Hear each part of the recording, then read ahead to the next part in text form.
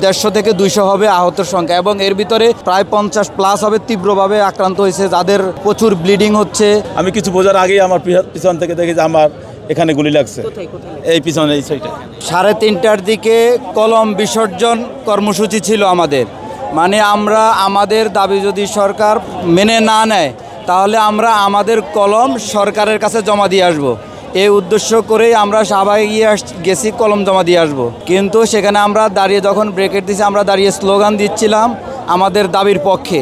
কিন্তু কিছুক্ষণের ভিতরেই সরকার, আমরা যখন কলম দেব এরকম পরিস্থিতি তৈরি হচ্ছে, এমত অবস্থায় তারা পুলিশ অতর্কিত আমাদের উপর হামলা করে। আমরা কিন্তু শান্তিপূর্ণভাবেই স্লোগান দিচ্ছিলাম এবং বিভিন্ন মিডিয়াতে আমরা সাক্ষাৎকার দিচ্ছিলাম, আমি সামনেই ছিলাম।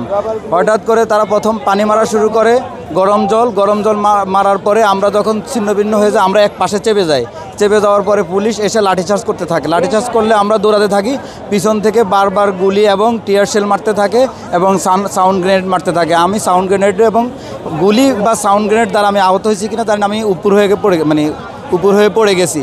আমাদের আহত, আমরা এখন হাসপাতাল থেকে আসছি, আমার অনুমান 150 থেকে 200 হবে আহতের সংখ্যা, এবং এর ভিতরে তীব্রভাবে আঘাতপ্রাপ্ত প্রায় 50+ হবে তীব্রভাবে আক্রান্ত হয়েছে, যাদের প্রচুর ব্লিডিং হচ্ছে এবং পা ইনজুর্ড হয়ে গেছে, কারো হাত ইনজুর্ড হয়ে গেছে, কারো মাথা ইনজুর্ড হয়ে গেছে।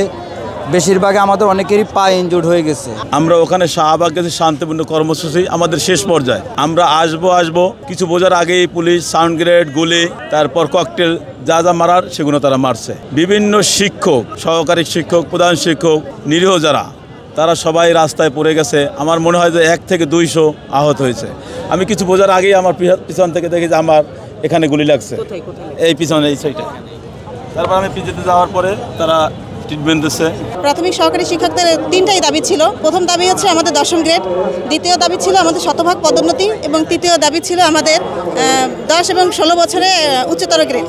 কিন্তু আমরা সেই দাবি নিয়ে এখানে আসলাম। সরকারের সাথে আমাদের সরকারের বিরুদ্ধে কোনোই বিদ্রোহ নাই, আমরা কিছুই না। আমরা শুধুমাত্র আমাদের দাবিগুলো আদায় করার জন্যই আজকে আমরা এই কেন্দ্রীয় শহীদ মিনারে অবস্থান করছি, এবং আমরা শান্তিপূর্ণভাবেই সবাই শাহবাগের উদ্দেশ্যে রওনা দিয়েছিলাম। কিন্তু পথিমধ্যে আমাদেরকে পুলিশ বাধা দিয়ে আমাদের অনেক ভাইদেরকে, অনেক বোনদেরকে তারা আহত করেছে এবং তারা মেডিকেলে ভর্তি আছে। বিশেষ করে আমাদের খায়রুন নাহার লিপি আপা, সে বর্তমানে মৃত্যুর সাথে পাঞ্জা লড়ছে, সে খুব অসুস্থ অবস্থায় আছে। আমাদের অনেক ভাইরা এখানেও আছে, তারা কয়েকজন এখানে আছে যাদের শরীরে গুলি লাগছিল এবং তারা সবাই খুব অসুস্থ অবস্থায় আছে।